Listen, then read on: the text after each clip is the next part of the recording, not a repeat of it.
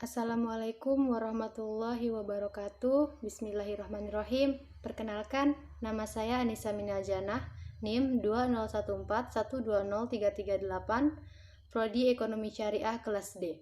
Video ini dibuat bertujuan untuk memenuhi salah satu tugas ujian akhir semester mata kuliah Metodologi Islam dengan dosen pengampu Ibu Fadiah Adlina MPDI.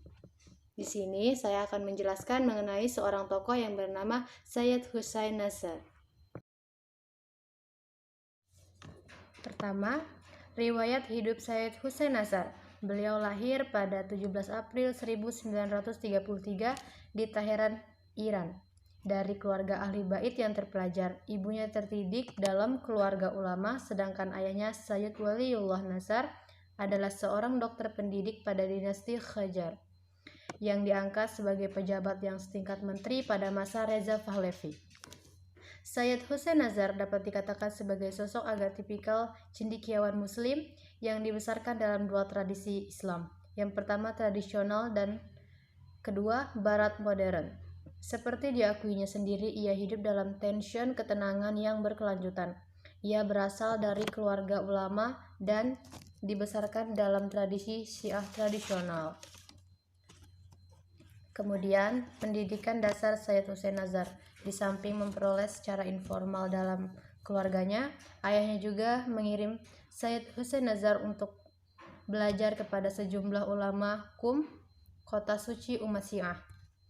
Antara lain kepada Tabatabai, penulis tafsir Mizan, untuk mendalami filsafat ilmu kalam dan tasawuf.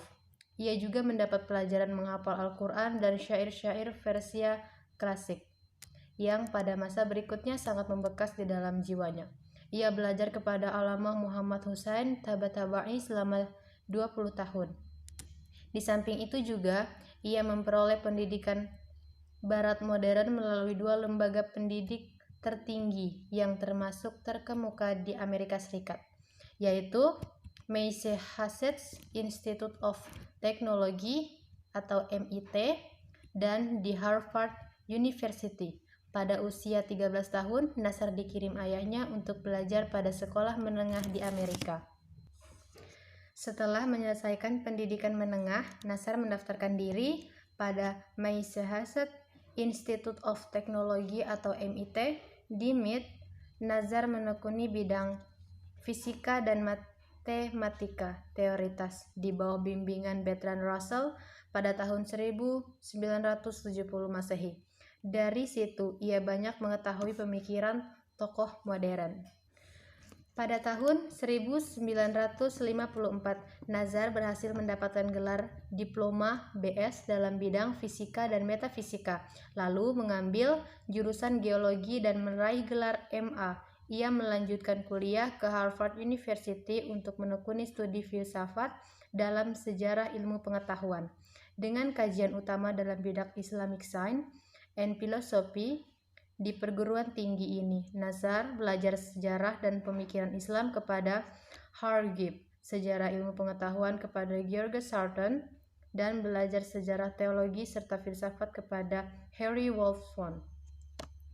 Nazar berhasil meraih gelar Doktor PhD dalam bidang sejarah, sains dan filsafat Islam dari Harvard University pada tahun 1958 dengan disertainya berjudul An Introduction to Islamic Cosmological dan diterbitkan dengan judul yang sama pada tahun 1964.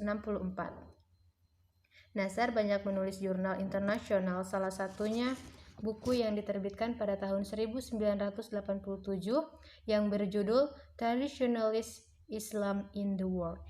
Ia juga sering diundang untuk memberikan ceramah atau kuliah di universitas berbagai negara seperti Amerika Serikat, Eropa, negara-negara di Timur Tengah, India, Jepang, dan Australia. Sayyid Hussein Nazar bahkan menjadi Muslim dan Timur pertama yang mendapatkan kesempatan untuk menyampaikan pidato dalam Gifford Lecture, sebuah forum bergengsi bagi kalangan teolog, filsuf dan saintis Amerika dan Eropa sejak didirikan pada tahun 1981. Kemudian, keyword lecture ini digunakan untuk menyajikan beberapa aspek kebenaran yang terletak di jantung tradisi timur dan di jantung semua tradisi. Hasil ceramahnya itu dipublikasikan dengan judul Knowledge and the Secret. Pemikiran Syed Hussein Nazar tentang Islam. Inilah ciri khas pemikiran Syed Hussein Nazar, yaitu seni Islam, berdasarkan hikmah, yakni pengetahuan yang dialami oleh nilai-nilai spiritual. Seni Islam mewujudkan realitas-realitas yang ada dalam pembendaharaan gaib, ghaib al-ghaib, lewat bantuan ilmu pengetahuan tentang dunia batin. Seni Islam adalah buah dari spiritualis Islam, merupakan hasil dari pengetahuan pengejawentahan keesaan pada bidang keagamaan. Ia merefleksikan kandungan prinsip keesaan ilahi, kebergantungan seluruh keanekaragaman kepada Yang Esa, kesementaraan dunia, dan kualitas-kualitas positif dari eksistensi kosmos. Menurut Syed Hussein Nazar, sumber seni Islam harus dicari di dalam realitas-realitas batin, ghaib, Al-Quran, yang merupakan realitas-realitas dasar kosmos dan realitas spektual substansi nabawi yang mengalirkan barokah Muhammadiyah, al-barokah al-Muhammadiyah. Aspek-aspek batin dan barokah Nabi inilah yang merupakan sumber seni Islam, yang tanpa keduanya tidak akan muncul seni Islam. Syed Hussein Nazar menegaskan, sains Islam yang benar hanya bisa didapatkan melalui intelek yang merupakan pemberian Tuhan, artinya tak mengandalkan akan akal semata tetapi menggunakan hati. Jadi dapat disimpulkan bahwa Syed Hussein Nazar memandang Islam sebagai suatu seni atau sains. Syed Hussein Nazar berkontribusi dalam dunia Islam, yaitu banyak sekali orang yang simpatik dan terpesona dengan gagasan-gagasan cemerlangnya, khususnya mengenai teologi dan lingkungan. Kritiknya terhadap modernitas yang hilang dimensi esoteris manusia modern telah menyadarkan banyak orang, khususnya umat Islam sendiri, tentang bagaimana seharusnya manusia menjaga hubungan dengan alam dan Tuhan. Dampak yang paling kentara adalah lahirnya gerakan-gerakan etika environmental. Etika environmental adalah gerakan penyadaran, perawatan, dan penyelamatan lingkungan dengan berbasis pada etika dan norma yang berlaku. Menurut saya, pendapat saya mengenai pemikiran Syed Hussein Nazar yang mengatakan Islam adalah sebuah seni adalah salah, karena pada hakikatnya Islam adalah agama yang sempurna, yang sumber utamanya adalah Al-Quran dan Hadis. Mengenai sumber-sumber Islam yang dikatakan oleh Syed Hussein Nazar adalah benar, yaitu Al-Quran dan Hadis. Namun letak kesalahan pemikiran beliau adalah pada perkataan Islam adalah seni. Kita sebagai umat Islam, cara menyikapi pemikiran yang mengatakan Islam adalah seni ialah dengan menghargai pendapat Syed Hussein Nazar. Namun kita sebagai umat Islam tetap pada hakikat bahwa Islam adalah agama yang sempurna. Oleh karena itu, saling menghargai antara pendapat yang satu dengan yang lain memanglah sangat penting.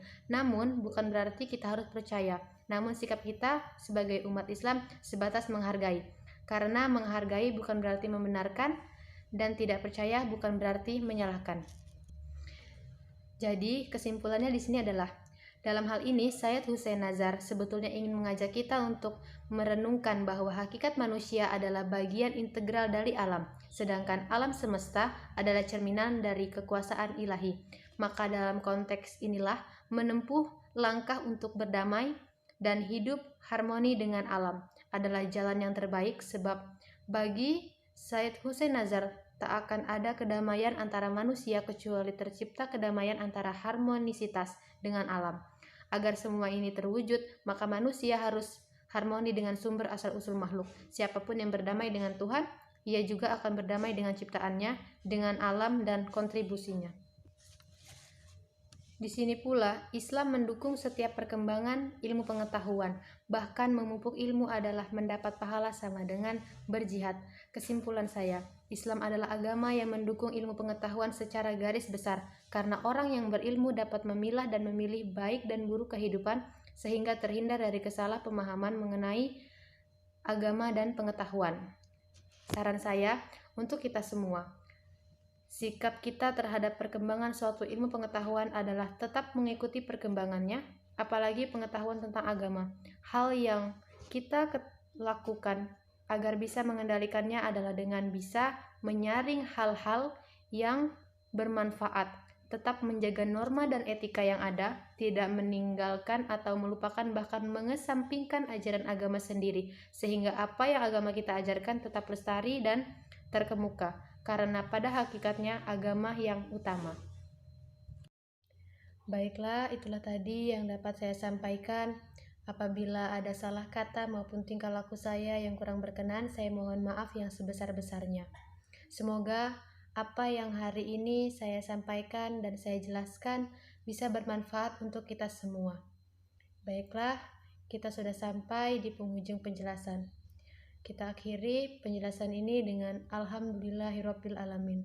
Akhirul kalam. Wabillahi taufik wal hidayah. Wassalamualaikum warahmatullahi wabarakatuh.